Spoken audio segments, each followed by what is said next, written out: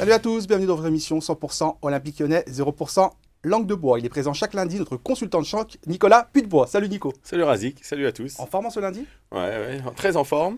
Je voulais souhaiter tous mes bons vœux, que cette nouvelle année soit belle et heureuse pour toi, pour tout le monde, pour vous, vos proches. Voilà, et puis que vous regardiez souvent Olympique Lyonnais, et, tant qu'il y aura des goals. Merci Nico, ça fait vraiment Merci, plaisir de Razik. démarrer comme ça. Et comme l'année dernière, le Gondor aura lieu sur ce plateau, le plateau de Tankara des Gones, émission exceptionnelle, émission spéciale, ce mercredi à 18h, en direct, ce mercredi à 18h, en direct, C'est pour sûr, le Razik. Gone.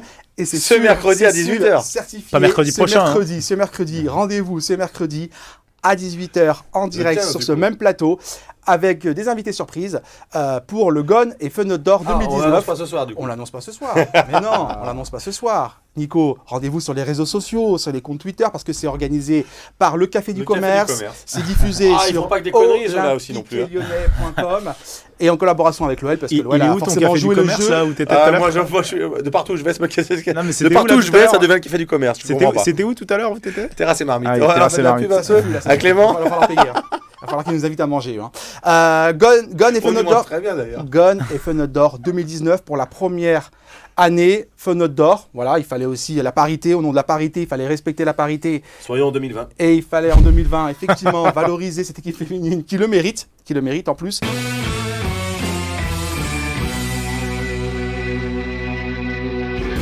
Salut à tous, bienvenue dans votre émission Tankara des Gones, une émission spéciale Gone et Fenêtre d'Or 2019. Pourquoi avoir organisé ce Gone d'Or? C'est né un peu d'une déception, je sais pas si on va appeler ça comme ça, mais un sort de ballon d'or. On s'est dit que c'était quand même dommage de ne pas avoir un trophée qui honore le passage des joueurs à l'OL. L'idée de base, c'était de se concentrer sur les réseaux sociaux, et puis après on s'est dit qu'on pouvait voir plus grand, que le groupe de médias qui suit l'OL était quand même assez ouvert à la discussion, donc on vous a lancé les différents journalistes qui suivent l'OL à l'échelle régionale. L'année dernière, on a organisé une édition en 5 semaines. Voilà, entre l'idée et la remise du trophée, il y a eu 5 semaines. L'idée était belle et comme la première édition s'est bien passée, on a voulu travailler plus la seconde édition. On a remis le trophée à Anthony Lopez l'année dernière. Voilà, c'est Anthony Lopez en 2018 Voilà. qui a remporté et qui était présent sur ce plateau. Tout à fait. Et le lendemain, on était au travail pour préparer l'édition 2019. Sony nous a très vite dit oui pour parrainer le Gondor, ce qui nous a encouragés. Et voilà, aujourd'hui, on est là. Cette année, Antoine, parité oblige, vous avez décidé de lancer le trophée de la Fenêtre d'Or. Voilà, on s'était engagé l'année dernière sur notre plateau. On avait dit qu'on ne pouvait pas passer à côté de l'équipe féminine de l'OL. Alors c'est plus mon collègue du Café du Commerce qui a géré la partie jury féminine, mais voilà, on a travaillé dans l'idée d'avoir une partie commune avec les journalistes qui suivent aussi bien les filles que les garçons. Et puis après trouver les mêmes profils qu'on avait côté Gondor dans le jury féminin, donc des anciennes joueuses. Ce qui est assez compliqué puisque l'OL est plus récent côté féminin, parce qu'on a quand même pas mal d'anciennes joueuses qui nous ont dit qu'elles avaient encore des amis à l'OL et que du coup c'était un peu compliqué. Là, on va croire que j'ai qu'une amie à l'OL. Il y en a qui ont accepté de travailler en toute objectivité, même en connaissant des joueuses encore en place. Par contre, il y en a qui ne sentaient pas l'objectivité de le faire. Donc on les remercie quand même d'avoir eu l'honnêteté de le dire. Bien sûr. Mais qui a remporté ce trophée de la Fenêtre d'Or? Telle est la question. Telle est la question. Mais qui donc? Mais qui donc? Eh ben, je vous propose de regarder qui a gagné, qui a remporté ce trophée de la Fenêtre d'Or 2019.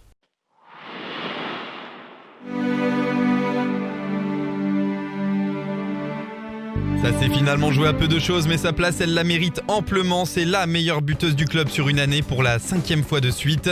33 matchs joués, 33 buts, un régal de pouvoir compter sur cette tueuse en attaque.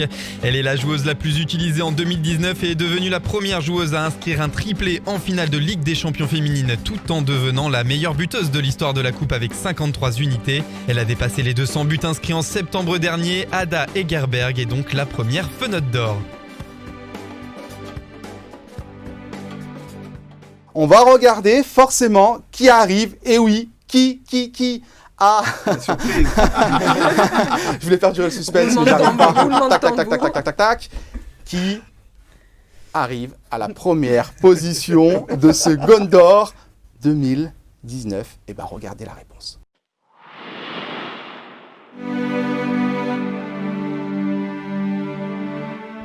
Ce n'est une surprise pour personne, 41 matchs disputés, 20 buts et 7 passes décisives. Le Néerlandais est devenu le premier joueur de l'OL à enchaîner 2 saisons consécutives avec au moins 10 buts et 10 passes décisives en compétition officielle depuis Juninho entre 2005 et 2007. Cette année, il est devenu le premier joueur à marquer lors de 5 rencontres consécutives en Ligue des Champions. Son charisme, son talent et son leadership sur le terrain a fait de lui la star de l'équipe. Vous avez donc élu pour le Gondor 2019 le numéro 11, Memphis Depay.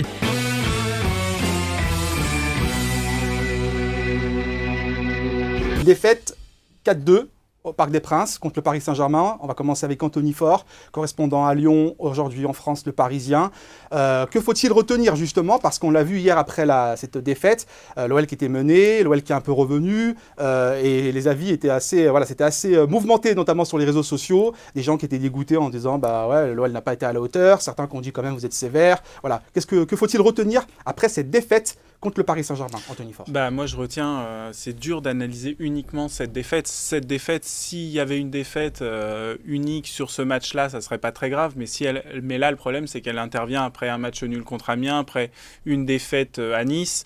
Et surtout, elle intervient, Lyon a aujourd'hui 16 points du deuxième Marseille, 28 points du PSG. C'est un gouffre, c'est énorme et c'est pas normal avec le budget qu'a ce club, avec l'équipe qu'a ce club, avec le recrutement qui a été effectué par ce club. Alors oui, perdre à Paris, c'est pas déshonorant, il n'y a rien d'incroyable. 4-2 à Paris, surtout que Lyon a montré un visage, notamment en deuxième mi-temps, qui était loin d'être catastrophique. Mais c'est l'enchaînement des matchs, l'enchaînement des choses qui fait que c'est une nouvelle défaite et c'est 3 nouveaux points perdus face à l'OM où aujourd'hui c'est complètement impossible de rattraper Marseille et c'est pas normal quand on voit l'effectif des deux équipes. Ils n'ont pas eu d'occasion. Il y avait un pressing haut et ils n'arrivaient pas à déployer. Les attaquants, Di Maria ou Mbappé, n'arrivaient pas à toucher des ballons. Icardi ne touchait pas un ballon. On les pressait très haut. Et c'est quand le Paris Saint-Germain, au niveau tactique, s'est adapté à Lyon, où là, on a souffert. Et on pourrait revenir sur les 3 buts, parce que je reviens sur les 3 buts. Le premier but, il y a quand même une largesse de marquage, parce que Di Maria, il a le temps de faire 3 fois le tout de Marsal et de marquer un but sans que personne... Il faudra regarder la distance où est l'arrière latéral pour pouvoir le marquer. Le deuxième but, c'est 3 comptes favorables. Ah oui, clairement. Là. 3 comptes favorables. Et puis le 4e but, c'est vidéo gag. C'est vidéo gag. Je pense qu'il va passer. Le 3e but, c'est vidéo gag. Je ne parle pas du 4e, mais on prend des buts, on ne doit pas les prendre.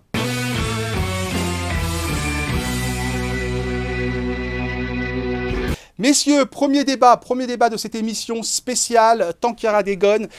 Faut-il reprendre la saison? Donc forcément, cette question, j'ai envie de te la poser, Nicolas Putebois, ancien footballeur, ancien gardien de l'Olympique Lyonnais. Selon toi, objectivement, faut-il reprendre cette saison? Vaste sujet, vaste question. Moi, j'aimerais qu'on reprenne la saison pour une bonne et simple raison, c'est que j'aime le foot. C'est vrai que ça nous manque, malgré tout. Même si on a vécu une saison en dents de scie ou en demi-teinte, on aime l'OL, on aime ce club, on aime voir jouer les footballeurs professionnels. Donc, c'est un peu égoïste, mais effectivement, j'aimerais voir des matchs de foot à la télé. Après, si toute la sécurité sanitaire n'est pas respectée, ou en tout cas si on ne trouve pas un protocole nécessaire pour rassurer tous les acteurs, ça me paraît compliqué de finir la saison comme ça. Donc il y a pas mal de paramètres à prendre en compte. Je suis pas un spécialiste, mais effectivement, je pense qu'il faudrait redémarrer à condition que tous les acteurs soient rassurés à 100% sur la faisabilité et sur leur sécurité physique. On va évoquer l'aspect mental, parce que le confinement, forcément, derrière les confinements, ça va être compliqué pour certains joueurs. On l'a vu d'ailleurs, on a vu un joueur qui s'est exprimé, il y a de fortes inquiétudes et c'est tout à fait légitime. Patrick Grosperrin, cet aspect mental, est-ce qu'on peut l'évoquer avec vous, avec toi? Ça constitue toi, bien sûr. Alors, est-ce que ça va être compliqué justement? Est-ce qu'il faudra un véritable suivi? On sait qu'il y a certains clubs justement qui ont un peu négligé ces dernières années, depuis longtemps, cet aspect mental et qui refusent de travailler avec des préparateurs. Comment ça va se passer en cette période qui va approcher là, cette période justement de déconfinement? Alors déjà, l'effet du manque de suivi psychologique des joueurs s'est fait ressentir durant le confinement, puisqu'il y a une enquête qui a été faite en Europe. Il s'est avéré qu'il y avait 20% des joueurs qui présentaient des signes carrément de dépression nerveuse. Donc ça montre que effectivement, les clubs ont laissé les gens partir.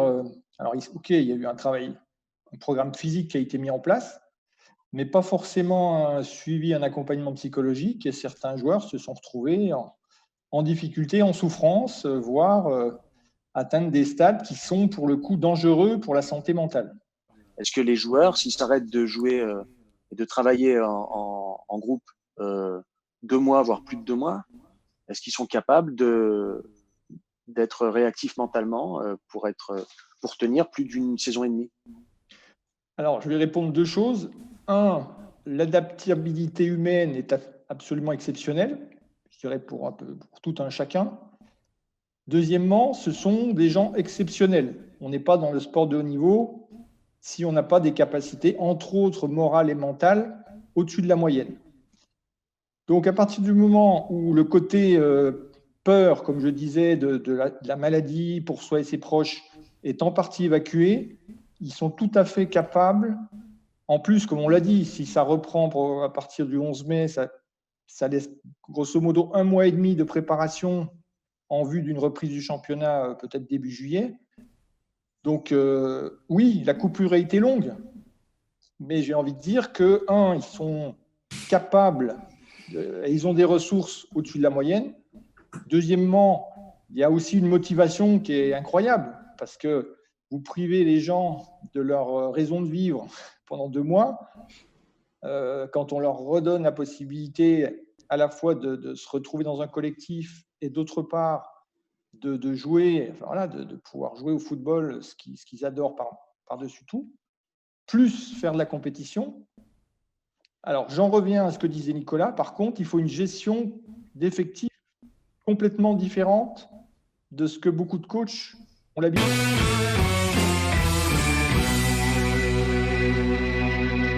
On parlait justement des féminines. Cette émission, c'est de l'interactivité. On essaye de vous donner la parole. Et justement, on va accueillir un supporter, un fervent supporter de l'OL féminin. C'est Willy Pache d'OL Angel, ce groupe de supporters OL Angel. D'ailleurs, des adhérents d'OL Angel étaient présents en Espagne pour supporter les Fenotes. Bonsoir, Willy. Willy, est-ce qu'on a Willy ? Alors Willy, on va la voir dans quelques instants. En tout cas, Guillaume je t'entends très bien. Eh ben on l'entend, Willy. Voilà, c'est la magie du direct. Je t'entends très bien. C'est super. Oui, il est en forme, Willy. C'est magnifique la technologie. Oui, ça va mieux. Allez, Willy. Ce qu'on disait. Oui. Heureusement qu'il n'y a pas de FaceTime, c'est bien comme ça de parler, c'est bien. C'est bien parce que Willy, non mais ici on cache rien, on dit toute la vérité, rien que la vérité. Willy, il a enchaîné, il a pas mal bu hier soir. En tout cas, il a fêté cette victoire des Fenotes. Ah oui. Willy, c'est franchement. 7e, on disait, 7e de l'histoire du club, 5e de suite. Franchement, Willy, est-ce que c'est toujours les mêmes émotions en tant que supporter? C'est énorme, c'est magnifique. Ça a été terrible cette année parce qu'on n'a pas vécu différent. C'était différent au début. On n'était pas avec elle, on n'était pas à l'entraînement, on n'a pas fait le départ, on était ailleurs, on était comme dans un nuage, on ne savait pas. Et quel plaisir de les avoir revus tels quels, l'équipe a été bien gérée, on avait nos habitudes, on regardait les entraînements, on savait un petit peu qui allait jouer, qui était en forme, pas en forme, là on était inquiets. Et c'était magnifique. Il y a toujours cette proximité qu'on a connue nous à l'époque. On fait les vieux combattants, mais on a connu cette proximité qui existait au début, en tout cas de l'histoire de l'Olympique Lyonnais. Et on retrouve encore cette proximité malgré les sacres, malgré encore une fois l'argent et la notoriété. Oui, c'est la grande différence, c'est qu'elles savent se remettre en question de manière permanente. Elles ont cette proximité avec le public, ce qui n'est plus le cas avec les joueurs professionnels de l'OL actuels. C'est-à-dire que elles sont beaucoup plus abordables, elles sont beaucoup plus humaines dans l'approche. Et elles ont cette remise en question parce que c'est terriblement difficile de jouer 5-6 matchs de très haut niveau seulement dans la saison. Et elles ont cette capacité à se remettre en question permanente qui leur permettent d'accéder à ces titres ultimes qu'on aurait aimé, dont nous, on aurait aimé jouir, c'est-à-dire gagner avec des champions plusieurs fois dans notre carrière, ce qui n'a pas été le cas.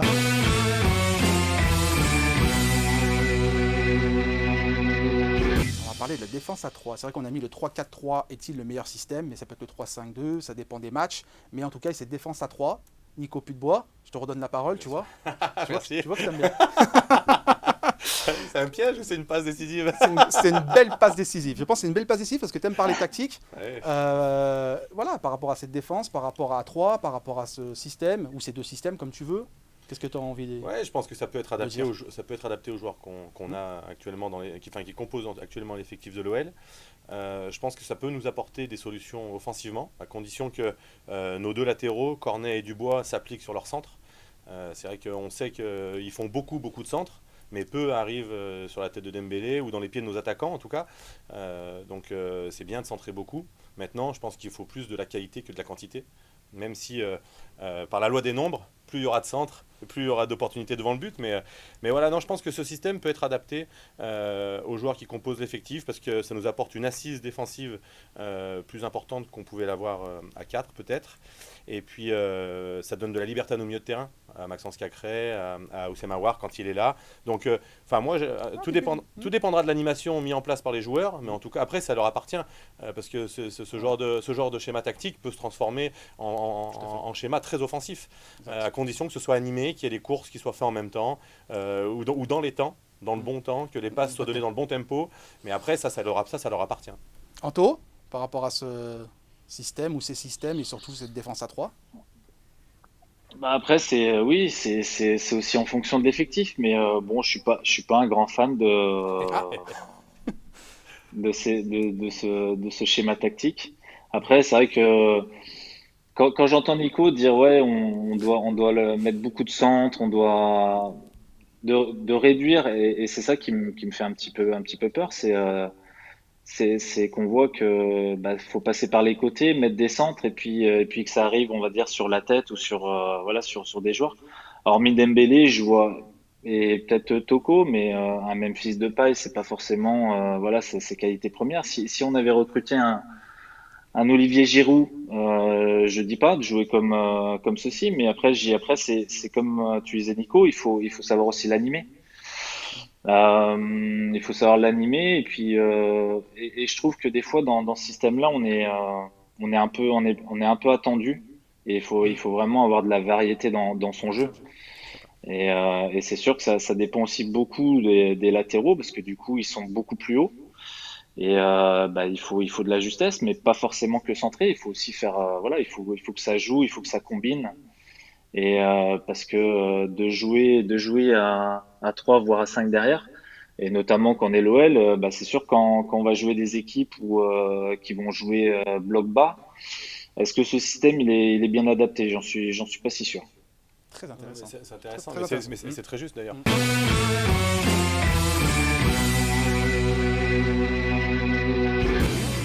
C'est l'histoire, Gaël, sincèrement. C'est incroyable. Non, mais vraiment, de déclarer qu'il a rêvé de marquer, d'inscrire 2 buts et de le réaliser. Le matin même, c'est tout le monde découvre qu'il dit j'ai rêvé de marquer 2 buts dans le derby et le soir même, miracle, ça se produit. Ça, c'est incroyable. Incroyable. Le destin. Le destin, exactement.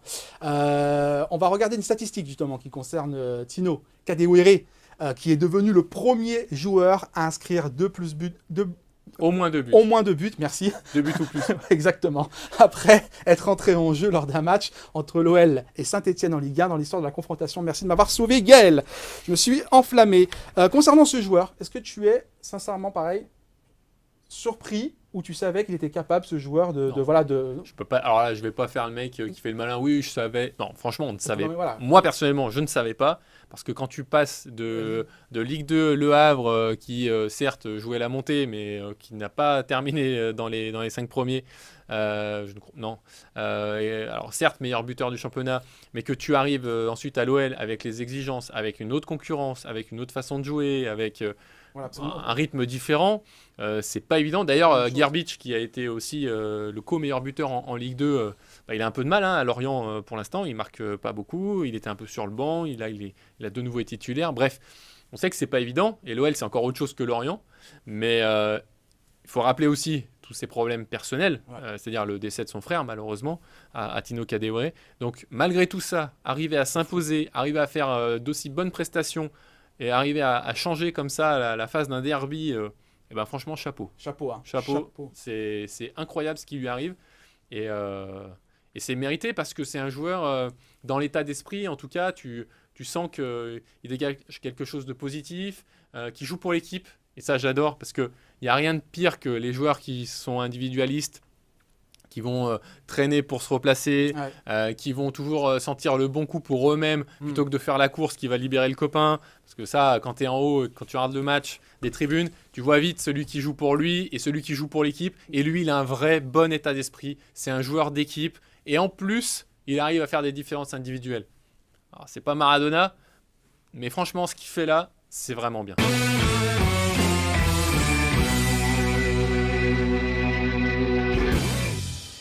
Oui, je me marre parce que je vois des messages, vous êtes nombreux sur les réseaux sociaux, sur YouTube, je vois des gens qui... Guillaume Charton, non, je ne suis pas Morandini, s'il vous plaît, ne m'insultez pas, je ne suis pas Morandini. Sacrée comparaison, quand même. Non, c'est pas possible, je peux pas l'accepter. On va parler, messieurs, du foot féminin. Oui, on l'a intitulé « Les mots forts d'Amandine Henry ». Amandine Henry qui s'est exprimée sur le plateau du Canal Football Club ce dimanche pour évoquer les tensions, les nombreuses tensions entre certaines joueuses et la sélectionneuse Corinne Diacre. Ce que je vous propose pour rentrer dans le vif du sujet, messieurs, c'est de regarder justement, de prendre connaissance des propos d'Amandine Henry au micro de Canal+. Après, il y aura différentes interventions, des supporters qui vont intervenir et puis bien évidemment, vous avez aussi la possibilité de réagir. Alors, longue déclaration d'Amandine Henry au CFC. C'est la coach. Elle fait des choix. Convient d'abord la milieu de terrain, effectivement. Mais quand elle m'a appelé pour me prévenir, l'appel a duré 14 ou 15 secondes. Je m'en rappellerai toute ma vie. Franchement, ce coup de fil m'a choqué. Elle m'a dit « Amandine, tu sais que la liste sort demain et tu n'y seras pas par rapport à tes performances actuelles. » Je lui ai dit « Ok, bon match, au revoir. C'est tout. » Si c'est un choix sportif, tu essayes de remobiliser ta joueuse, mais là, cette discussion m'a fait mal. En plus, sportivement, je me sens super bien. Effectivement, on va enchaîner, bien sûr, mais effectivement, sportivement, en tout cas parlant, Amandine Henry était performante, était en forme. Il n'y avait pas de blessure, il n'y avait pas de souci avec l'Olympique lyonnais en tout cas. Donc ça, c'était important pour contextualiser. On va voir bien évidemment la suite de cette déclaration d'Amandine Henry sur le plateau du Canal Football Club. Déjà, après la Coupe du Monde, la coach avait voulu faire des entretiens individuels. Je lui avais dit lors de cet entretien que je n'avais pas été épanoui à 100% durant le mondial sportivement, mais aussi humainement. Car, et là c'est grave, j'ai vu des filles pleurer dans leur chambre. Moi aussi, ça m'est arrivé. C'était le chaos total. Est-ce que je pense que la relation de confiance est rompue entre la coach et l'équipe? Malheureusement, oui. Voilà, donc déjà, encore une fois, c'est très fort. Johan, déjà, franchement, qu'est-ce que... Oui, c'est très fort. Oui. On sent qu'il y a un vrai gros problème et qu'il est profond. D'où ça provient, on ne sait pas vraiment, parce qu'on n'a pas tous les tenants et les aboutissants. Mais il y a un gros problème à régler, en tout cas. Et on va voir la fin de cette... On a choisi des extraits forcément, parce que c'était une longue interview accordée à nos confrères de Canal+. On va voir la dernière partie qu'on a choisie, qu'on a sélectionnée.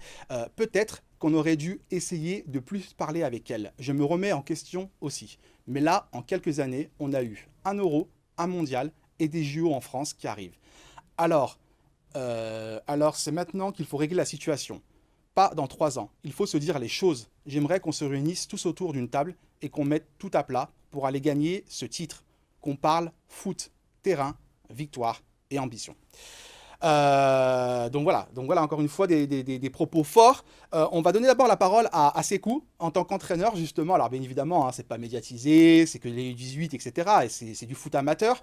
Mais déjà, d'entendre, de lire ces déclarations, ces mots forts de la capitaine d'une joueuse expérimentée comme Amandine Henry. Déjà, première réaction, comment toi, je ne sais pas si tu as suivi ça en direct, si tu as regardé cette interview, mais comment tu as réagi, comment tu réagis?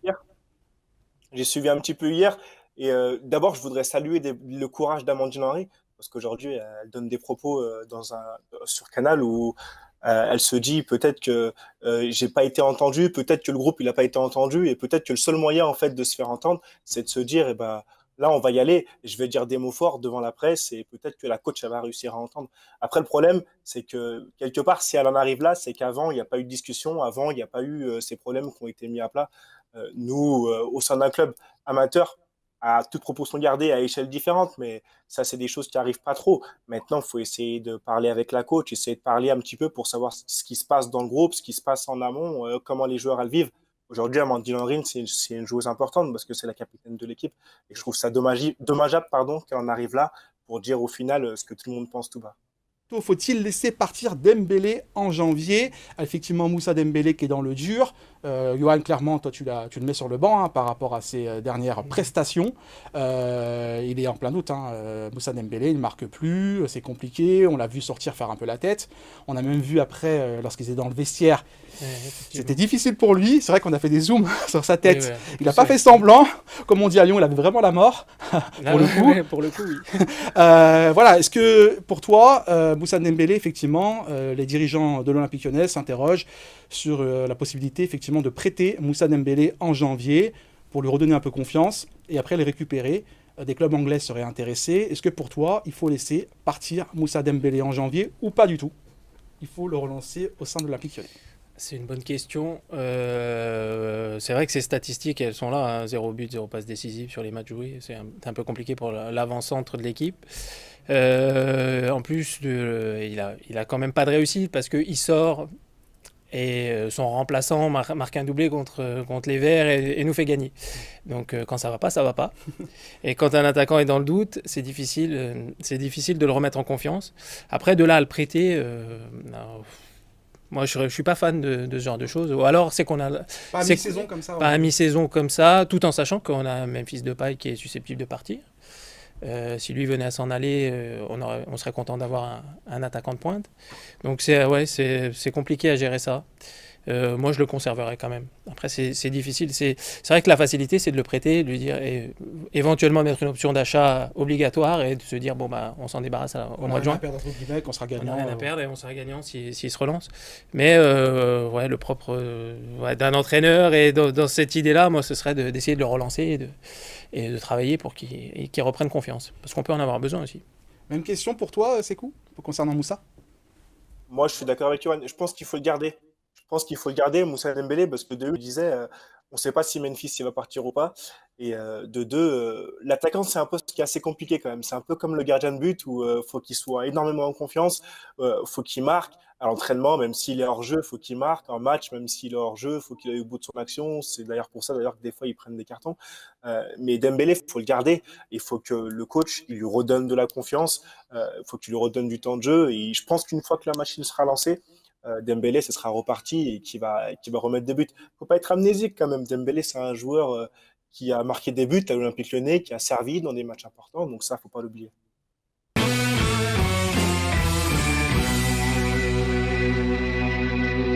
Michel Bastos, au bon souvenir, parce que tu as laissé que des bons souvenirs justement aux supporters de l'Olympique Lyonnais.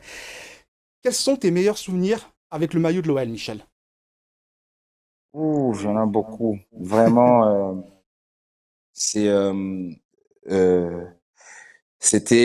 une des meilleures périodes de ma carrière, sinon la meilleure période. Je pense que tout ce que j'ai voulu réussir dans le football, l'Olympique Lyonnais, il m'a aidé à ça. Déjà, c'était de réussir à porter le maillot de la sélection, de jouer en Coupe du Monde. J'ai réussi ça en portant le maillot de l'Olympique Lyonnais. Alors, j'ai beaucoup de souvenirs. Déjà, quand on va en demi-finale de la Ligue des Champions, ça, c'est un souvenir incroyable. En plus, on va à Bordeaux, quand même, on fait pas un bon résultat, mais on arrive à se qualifier. Au retour, on fait la fête dans l'avion. Tout le monde le vu les images.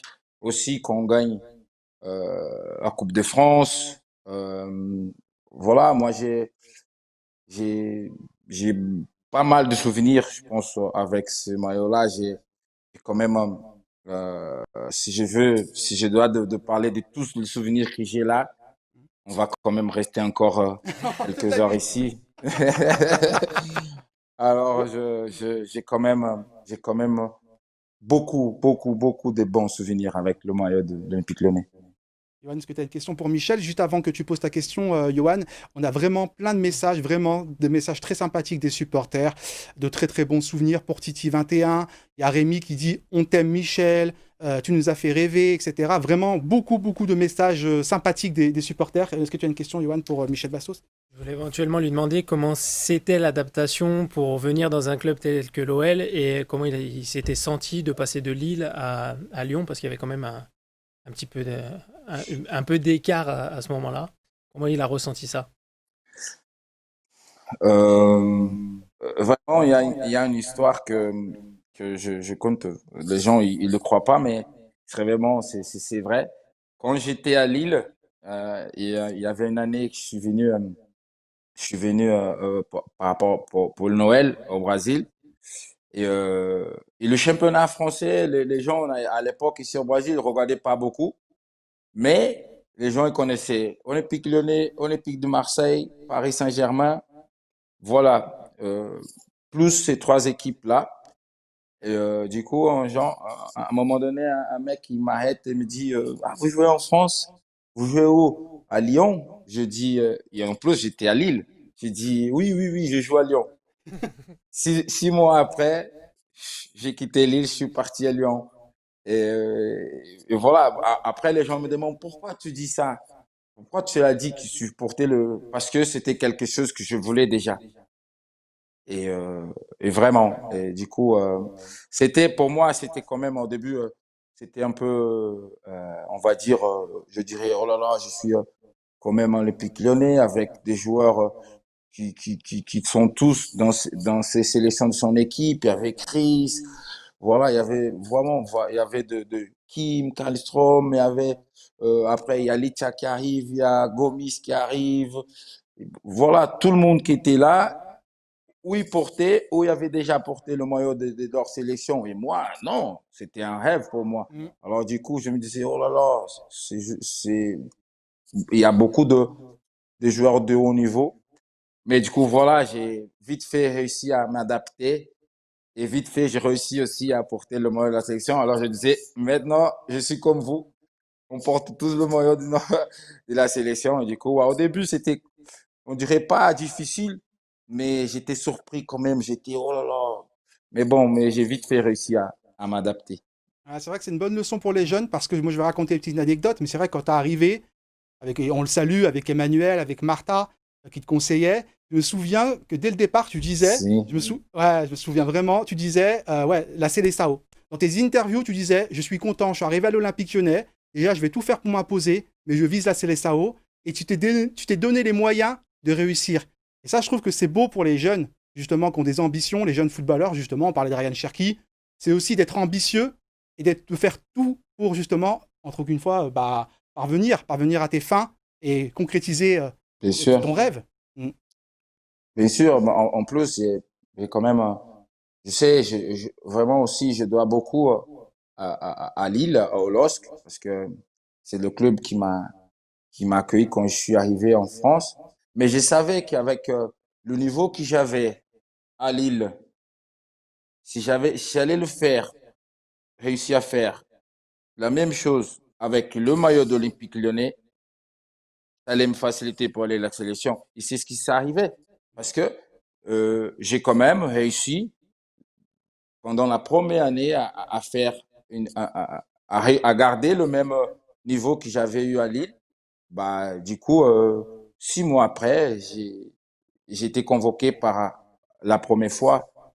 Et voilà, c'est pour ça que je disais, le niveau, j'avais les gardé. J'ai pas fait énormément de plus pour porter le maillot de la sélection. La seule chose, c'était que, je sais pas pourquoi, il fallait porter un maillot, on va dire, plus costaud pour pouvoir aller en sélection.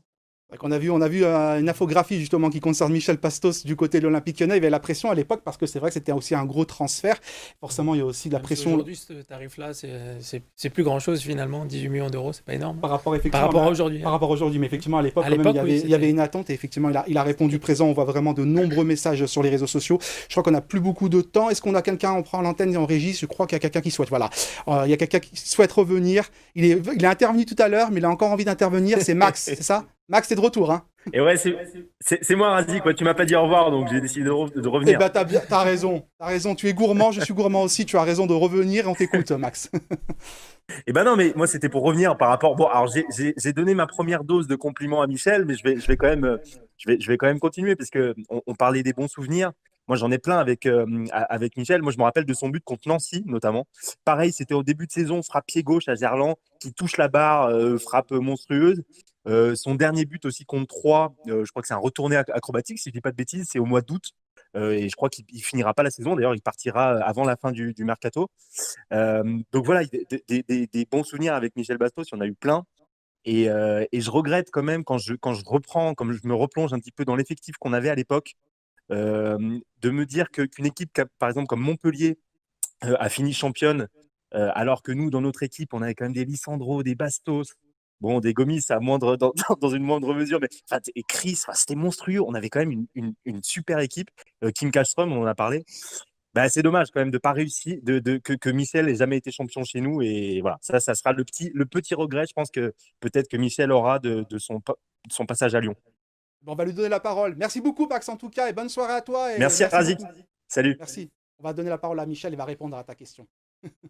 Bah écoute, déjà, merci encore une fois, Max, pour les compliments. C'est vrai que c'est la seule chose que je regrette avec le maillot de l'Olympique Lyonnais, c'était de pas gagner le championnat français.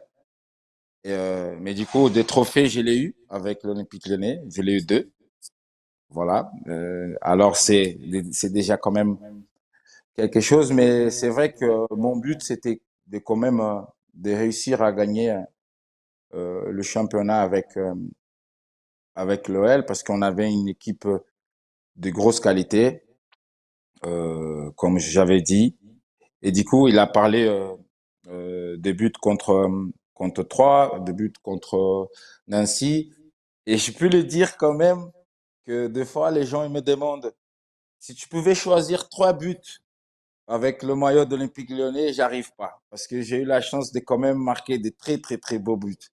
Et j'arrive pas à choisir. Du coup, je pense qu'il y a un but que je peux dire que pour moi, c'était un des plus beaux buts de ma carrière. C'était l'OL et Paris Saint-Germain. Mais c'est où, sûr. Michel. Quelques heures avant. Ouais. Pardon. Oui. Excuse-moi, parce que on m'a induit en erreur parce qu'on m'a dit qu'il y avait un supporter qui parlait de ça, justement, qui parlait de ce but-là. Vas-y, continue. Excuse-moi. Et du coup, tout le monde il se rappelle de ce but-là parce que quelques heures avant le match, je sais pas ce qui s'est passé dans ma tête. J'ai rasé ma tête, j'ai enlevé tous mes cheveux. Je suis parti au match. Quand je suis descendu à l'hôtel, les joueurs, ils m'ont vu. Je dis, qu'est-ce qu'il t'a fait? Je dis, écoute, c'est pour marquer. Je voulais faire quelque chose pour marquer les joueurs, pour marquer ces matchs-là. Et du coup, les gens se rappellent du but, mais ils se rappellent aussi de ma tête ces jours-là parce que c'était pas beau quand même. Hein. Mais c'était pour moi un des plus beaux buts de ma carrière, c'était ce but-là. Hashtag TKYDG, il y a un autre tweet, un autre supporter qui a envie d'évoquer un autre but, je crois. C'est toujours Quentin. Mon meilleur souvenir reste sur ce fameux 5-5. C'est le but de Michel qui m'a donné le plus d'émotion avec la voix de Greg Margoton. Pjanic avec Bastos. Incroyable. Ah, mais vraiment, Michel, c'est vrai que tu as marqué vraiment les supporters de l'OL. C'est vraiment, franchement, tu sais, voilà, le temps passe et puis des fois, on se dit que des jeunes joueurs, d'autres joueurs arrivent et qu'on peut oublier, qu'on passe à autre chose. Comme on dit souvent, hein, malheureusement, c'est la vie hein, qui veut ça. Le temps passe et puis on peut oublier. Là, on voit que les supporters lyonnais ont de la mémoire et t'ont pas oublié parce qu'on voit vraiment de nombreux messages là, sur les réseaux, sur YouTube, sur Twitter, sur Facebook. Vraiment de beaucoup de messages, de compliments, en tout cas pour toi Michel. Pour finir, quels sont tes projets, Michel? Qu'est-ce que tu fais actuellement au Brésil? Qu'est-ce que tu souhaites faire? Tu vas rester au Brésil? Tu vas aller en Europe? Tu vas rester dans le football? Est-ce que tu peux nous en parler un petit peu? Bah écoute, déjà vendredi, je suis à Lyon. C'est vendredi là, je suis à Lyon. Mais bon, super. Ça va être un passage assez vite. J'ai des petites choses à régler sur Lyon, mais je dois revenir. C'est juste pour 3 jours. Mais voilà, moi, j'ai quand même, comme j'ai dit tout à l'heure, j'ai joué, j'ai travaillé avec ça pendant 20 ans. C'est tout ce que je sais faire, c'est dans le football. Alors oui, je vais continuer dans le football, mais plus comme agent de joueur. Et à ces moments-là, je suis un peu plus à la maison avec la famille. j'ai des business ici au Brésil, j'ai mes entreprises, j'ai des choses en dehors du football. Mais à un moment donné, je dois quand même occuper plus ma tête pour continuer dans le métier où je connais bien. Et du coup, oui, je pense qu'il y a une possibilité de travailler avec Emmanuel Marta, que vous connaissez bien. Bien sûr. Et voilà. Du coup, voilà, c'est continuer dans le football. Pas entraîneur. Vous n'allez pas me voir entraîneur, mais après, peut-être dirigeant, des trucs comme ça. J'ai eu aussi des invitations pour travailler comme commentateur, c'est ça qu'on dit, Ouais. commentateur? Ouais, consultant, non? Voilà, Ouais. consultant, voilà. J'ai eu de nombreuses invitations pour travailler comme consultant, mais vraiment, je suis pas, j'aime pas trop donner des interviews. Faut pas avoir peur, mais c'est moi, je suis quand même un peu, j'ai pas toujours aimé parler. Et du coup, je suis quand même un peu timide par rapport à ça. Et en plus, maintenant, comme j'ai quitté la France, mon français, il est pas comme avant, un peu plus. Ça va. Et, et du coup, voilà, la télévision pour moi, c'était pas mon truc. Du coup, je pense que c'est plus, oh oui, continuer dans le football, mais et trouver quelque chose dans ces milieux-là.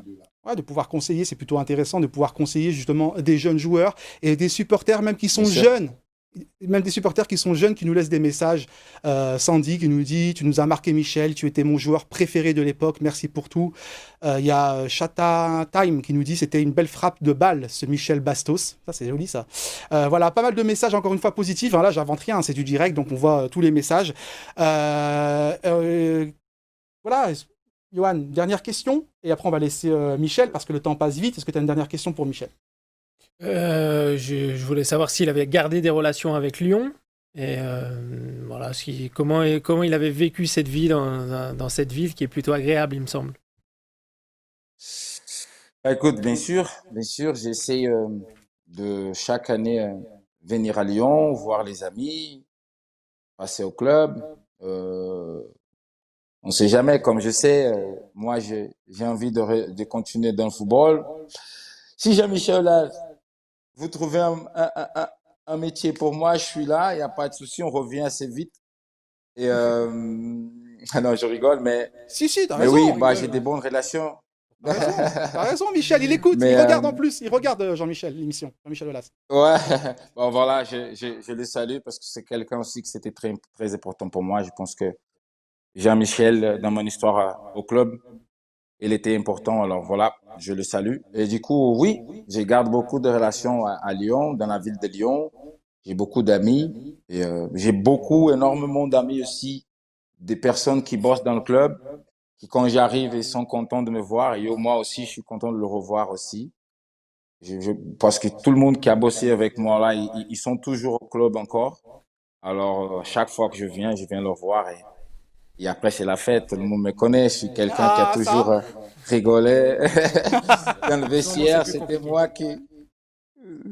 Les gens ils disent, mais comme devant la caméra, t'es timide, mais dans le vestiaire, c'était toi qui mettais le feu. Si tu écoutes. Là, c'est mon coin. Dans le vestiaire, je connais, je mets l'ambiance. Et du coup, c'est pour ça que tout le monde m'aimait. Je savais que c'était quelqu'un que, à chaque fois que j'étais pas dans le vestiaire, tout le monde, il sentait. Parce qu'il manquait quelque chose, il n'y avait pas de bruit. Alors, du coup, voilà. Il est où, Michel? Il n'y a pas de bruit. Du coup, voilà. Je garde beaucoup de contacts sur la ville de Lyon. Je pense que le rêve de ma femme, c'est d'un jour revenir vivre en France et bien sûr à Lyon.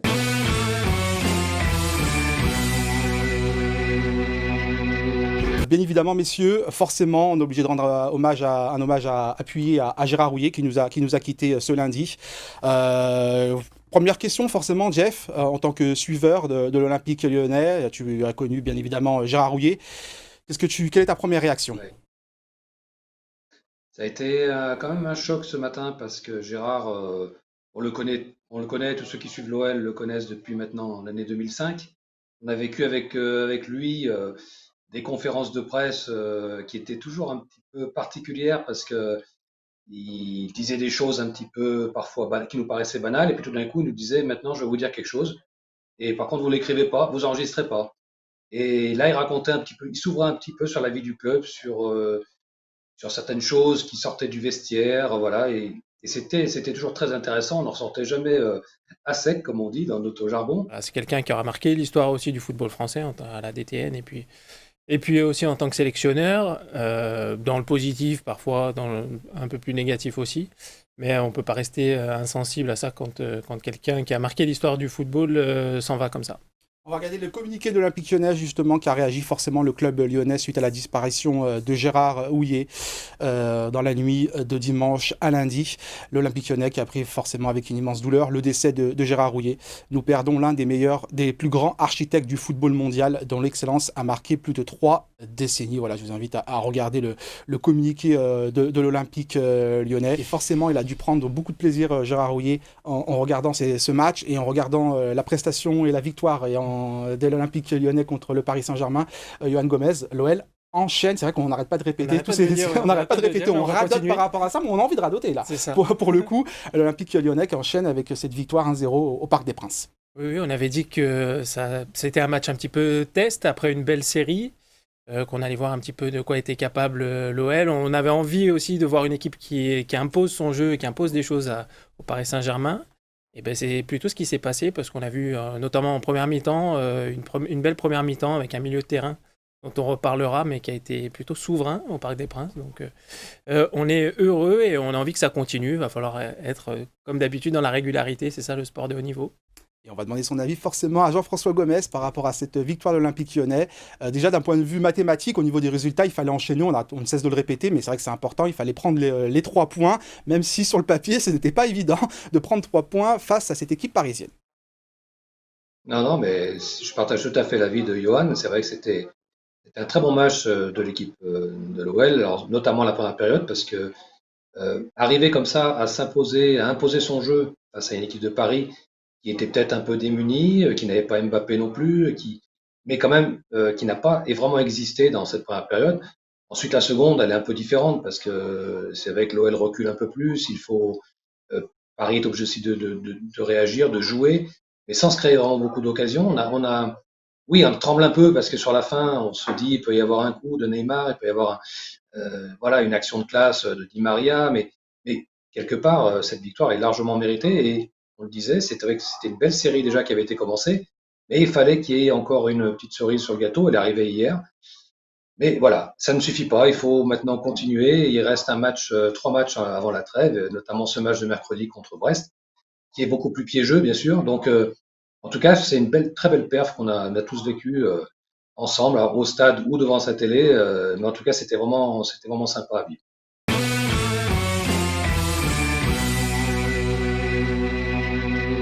Victoire de l'Olympique Lyonnais, 4-1. Lyon en patron, on a intitulé ce thème Lyon en patron parce qu'il fallait gagner, Yohan. Chaque fois on le dit, on le répète tous les lundis, il faut enchaîner les victoires parce que l'Olympique Lyonnais a besoin de points et que l'OL a des concurrents.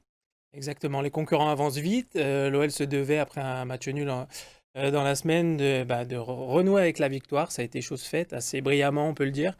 Donc on est très heureux de se retrouver sur une victoire et d'accueillir Bruno Guimaraes avec nous. Exactement, bonne transition. On va donner forcément la parole à Bruno. Forcément satisfait, heureux, content après cette victoire à Nice, 4-1. Oui, on est content avec cette victoire. Nous savons que c'était important pour nous, pour toucher la première place du championnat. Et on est content, on attend gagner les derniers matchs avant Noël, pour passer bien Noël, Réveillon, et après penser la suivante du championnat. Et oui, Bruno Guimaraes, et en plus, c'est même pas moi qui le dis. C'est un ancien joueur de l'Olympique Lyonnais, il est aussi brésilien, et je crois qu'il apprécie beaucoup Bruno Guimaraes. Regardez. Ce joueur-là, vraiment, sa dernière année ici au Brésil m'a impressionné. Je pense que le niveau qu'il a eu ici au Brésil avant d'aller à l'OL, c'était le joueur que les 3 dernières années, 4, je pense que c'est le joueur qui m'a plus impressionné ici. J'ai toujours dit que ce joueur, il allait porter le maillot de la sélection, c'est ce qui est arrivé.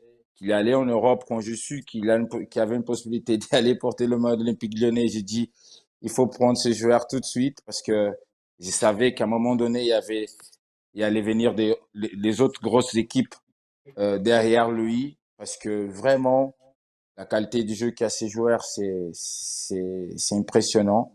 Je sais que toujours au début, j'ai passé pour ça, quitter le pays, aller dans un autre pays, c'est pas évident, c'est pas difficile, mais je suis sûr et certain que ces joueurs-là, ça va aller, ça va marcher parce que ce que j'ai vu, la qualité de jeu de ces joueurs-là ici au Brésil, c'était vraiment impressionnant. Et s'il arrive à son niveau, on va voir un Juninho, on va dire, je ne dirais pas ça, mais un joueur qui va quand même nous faire briller les yeux des supporters. Ça, c'est sûr. Je suis sûr et certain. Voilà, Michel Bastos, c'était la petite surprise. Je ne sais pas si tu avais été au courant qu'il était intervenu sur ce plateau et il avait dit ça sur toi. J'imagine que tu es content d'entendre de tels propos. Oui, je suis content. Pour parler de moi, c'est difficile. Je préfère toujours écouter, mais Michel Bastos, c'était un grand joueur. Et c'est toujours satisfatoire d'écouter des choses comme ça. Et j'espère toujours briller les yeux des supporters lyonnais. Je suis content pour mon moment. Je sais que je peux jouer plus et les choses pour encore améliorer. Mais c'est comme ça. Il y a des moments que la vie c'est comme ça, mais je suis content maintenant. Et j'espère faire ce qu'il a dit, de jouer bien, de faire les yeux briller, de les supporter et de tous ici à Lyon. Alors justement, les supporters, on leur a proposé de t'interroger, de te poser des questions. On va regarder la première question des supporters. Ils avaient l'occasion de poser leurs questions via le site olympiquelyonnais.com ou sur Twitter. Et on a Ton Cariro qui nous dit quel est ton poste de prédilection et dans quel schéma? J'ai toujours de ma vie, j'ai joué comme un 8, j'ai joué comme un deuxième milieu de terrain, mais ici, il y a sélection olympique, j'ai commencé à jouer comme un sentinelle. Mais c'est pas mon poste qui est préféré. J'aime jouer, mais j'ai toujours de ma vie, j'ai joué comme un 8. Mais ça dépend avec qui, contre qui est-ce qu'on va faire sur le terrain. J'ai toujours en Atlético, j'ai joué en 4-2-3-1.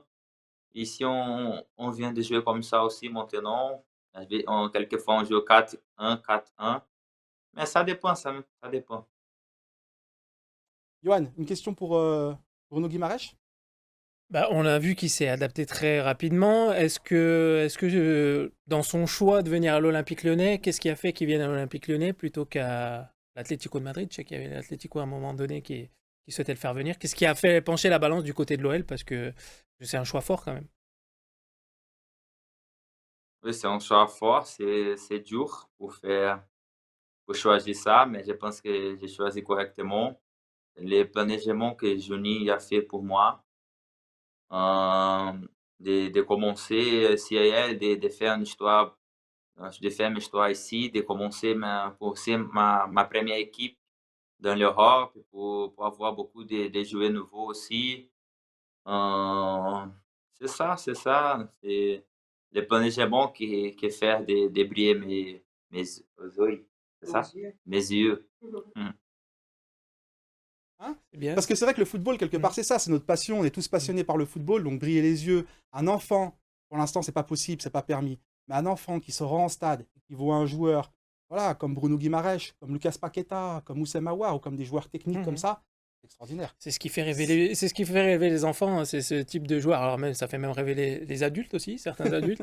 Mais c'est vrai que voilà, c'est ce type de joueurs qui ont la qualité technique, qui sont pas forcément des monstres athlétiques. Mais le foot, c'est aussi de l'intelligence de jeu, la qualité avec le ballon. Et c'est ça personnellement, c'est ce que j'aime dans le foot. C'est comme une relation amoureuse, le football, je vous le dis. Hashtag TKYDG tous les lundis. Une autre question d'un supporter, c'est Fred78. Quels sont ses points faibles sur lesquels il travaille et qu'il souhaiterait améliorer? Je pense que je peux améliorer mon jeu de tête, mon frappe dehors da surface. J'ai 11 buts dans ma carrière et tout, de 9 buts c'est dans la surface. Alors, j'ai besoin d'améliorer des 20 mètres final du terrain et mon jeu de tête, mon pied à gauche. Mais c'est ça. Exigeant avec toi-même, ça c'est souvent une caractéristique des Brésiliens. C'est vraiment des compétiteurs dans l'âme. Ça vient d'où justement cette envie de toujours vouloir gagner, d'être compétiteur comme ça? C'est depuis que tu es petit que tu as ça en toi? Oui, je suis petit. Je pense que je déteste perdre. C'est dur. Je n'accepte pas quand je perds quelque chose. Et je sais que j'ai besoin d'améliorer et je suis en train de travailler pour améliorer les choses. Une autre question, parce qu'ils étaient nombreux, forcément, les supporters, ils étaient très contents, très heureux que tu puisses participer à cette émission. C'est Gone in Paris qui nous dit quel est son jugement du football en France par rapport au Brésil. Donc, comparer le football français et le football brésilien. Le football français, euh, je pense que dans l'Europe, c'est le championnat plus physique dans l'Europe. Et le foot du Brésil, c'est le foot des talents que les autres ne. Tu sais, ici, quand les coachs demandent deux lignes de 4, ils vont faire tout le temps. Au Brésil, non, le football est un peu plus libre, tu sais. Ici, ils ont respectent beaucoup les systèmes que les coachs ont proposés pour ces matchs. Je pense que ça. Alors justement, c'est intéressant ce que tu dis parce que moi, je voulais faire un parallèle avec le futsal parce que j'aime beaucoup le futsal.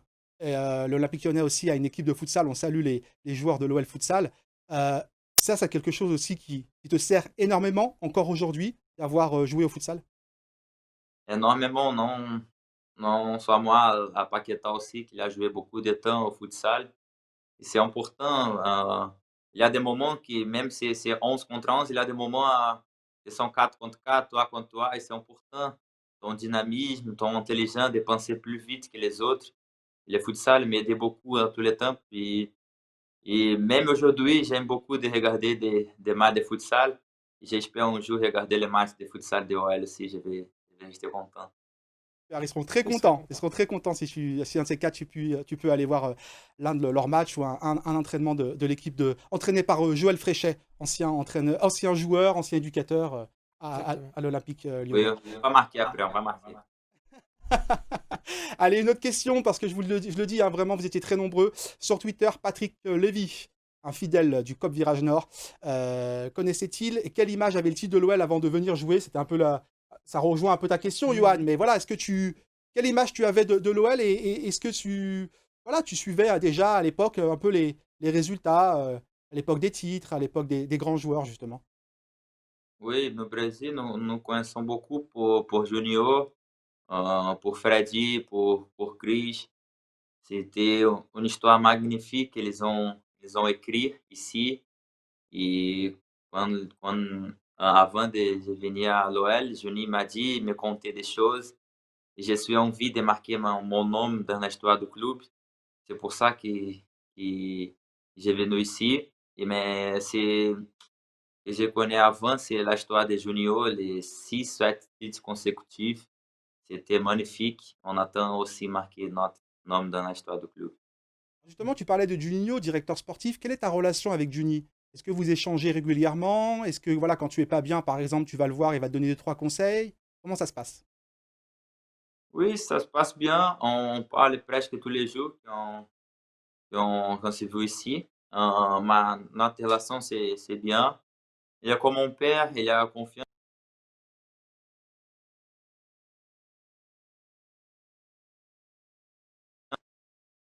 On t'entend plus, il y a Allô? un petit- Ouais, ça y est, on t'entend. Allô? On t'entend. Oui, Tu as dit, on c'est comme ton parle. père. Comme ton père. Oui, c'est ça, c'est comme mon père. Il a une confiance et j'ai une confiance aussi grande, lui. Et notre relation, c'est magnifique. C'est important, hein. Toi, voilà, t'es ancien joueur, Johan, ancien La joueur. confiance, c'est quasiment la chose la plus importante pour un joueur pour pouvoir s'exprimer à 100%. Et cette relation-là, elle vaut de l'or et pour le joueur et pour le directeur sportif parce qu'il y a une confiance mutuelle et on peut tirer le maximum du joueur sur le terrain. Allez, encore une question d'un supporter. C'est Victor sur Twitter. Ses idoles d'enfance. Les idoles d'enfance de Bruno Guimaraes. Et la dernière question, j'ai oublié de dire, mais pensez-vous pas que quand je joue mal, il vient de dire pour j'améliorer, hein. C'est on perd, mais quelques moments, il parle des choses bien et pas bien pour améliorer, mais notre relation, c'est magnifique. Mais au-delà d'enfant, c'est Ronaldinho Gaúcho. Jamais j'ai vu un joueur faire ce qu'il a fait déjà. C'est extraordinaire. J'aime beaucoup lui. Et maintenant, ça fait 4 ans que j'ai aimé beaucoup les Iniesta. Il a bon goût, hein. Bon goût, effectivement. Ça, il a vraiment bon goût. Encore une question, je crois que c'est la dernière question d'un supporter, on a été forcément obligé de trier. C'est moi qui nous dit, se voit-il, la fameuse question, se voit-il rester encore plusieurs années à l'OL? Oui, j'espère. J'aime beaucoup la ville, j'aime beaucoup le club, j'aime beaucoup le pays. Euh, j'espère faire tout mon contrat ici. Après, ça fait, mon contrat il va jusqu'à 2024, ça fait beaucoup de temps. Mais je suis content ici, j'espère grandir ici, j'espère aller avec Lyon au plus haut possible. Je veux que vous saviez que je suis content ici. On va parler aussi de la concurrence. Tout à l'heure, on a dit, hein, forcément, il y a beaucoup de bons joueurs.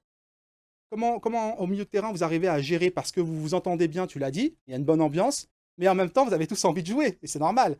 Donc, comment on fait pour gérer ça, justement, pour que ça se passe bien entre vous? Oui, c'est un problème peut-être du coach. Je pense que quand il va dormir, il y a beaucoup d'options et je pense qu'il il pense toujours quand il va dormir qui il va choisir pour les prochains matchs. Mais on joue juste le championnat français à ce moment. Et ça, c'est dur parce que c'est week-end à week-end et tu as toutes les semaines pour s'entraîner. Ben, c'est dur, c'est la concurrence, ça fait du bien pour l'équipe, c'est le plus important, c'est pour l'OL. Mais c'est sûr que tu as dit que tout le monde a envie de jouer. Et quand tu as envie de jouer, c'est important. Et qui entre dans le terrain, il est en train de donner son mieux, ça fait du bien pour l'OL. Ouais, parce que justement, tu avais été titulaire, après tu as un peu moins joué, certains ont dit que tu étais un peu moins bon, justement. Toi, comment tu l'as vécu cette période? Comment tu l'expliques? Est-ce que dans ces périodes-là, justement, des fois, on peut douter quand on est joueur comme ça, comme tu l'as dit, on arrive en Europe, comme l'a dit Michel aussi, c'est compliqué, nouvelle langue, nouveau pays, nouvelle culture. Est-ce qu'on se pose des questions en se disant, waouh, j'espère que je vais réussir à revenir au top? Est-ce que tu t'es posé des questions ou pas du tout? Oui, je suis d'accord, mais pas du tout d'accord. Maintenant, je joue au Sentinelle. Ma fonction, c'est de faire l'équipe jouer. Il y a des supporters qui voient que je trouve des passes magnifiques tout le temps. C'est pas comme ça. Les autres déjà me connaissent. Alors, quand je prends le ballon, j'ai déjà fait tout. Alors, c'est compliqué. Mais j'ai passé des moments que j'ai perdu des masses musculaires, moments que on a passé 5 mois sans jouer. Jamais j'ai vécu un moment comme ça. C'était dur. Et maintenant, je suis content. Paqueta, après qu'il est venu, il a m'aidé beaucoup. Euh, et c'est comme ça, les moments de la vie, c'est en haut, en bas. Mais j'espère toujours monter la régularité, que c'est le plus important. Et je suis content avec les moments que je suis en train de passer. Mais j'ai joué au Sentinelle. Ma fonction, c'est faire l'équipe jouer. Allez, on va bientôt te libérer justement, Bruno Guimaraes, mais on voulait faire plaisir aux supporters parce que les fêtes de Noël approchent. C'est vrai que c'était une année 2020 très compliquée pour tout le monde.